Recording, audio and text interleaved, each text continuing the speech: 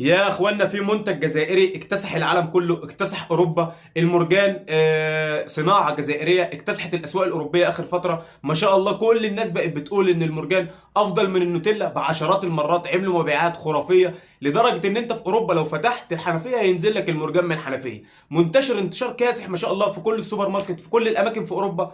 كل الناس بتشتري المرجان، جوده 100%، طعم خرافي، صحي اكتر من النوتيلا بمليار مره. لدرجه ان الاتحاد الاوروبي منع استيراد المرجان نهائيا من الجزائر، وحاليا مش راضي يسترد او ياخد المرجان من الجزائر نهائي، لانه المرجان قضى على كل الشركات اللي في اوروبا، تفوق على كل شركات اوروبا، تفوق على كل الشركات العالميه ما شاء الله، ودي مش مبالغه.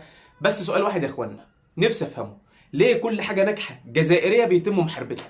بنت ملاكمه العالم كله واقف ضدها، وفي الاخر خدت البطوله. منتج والعالم كله واقف ضده.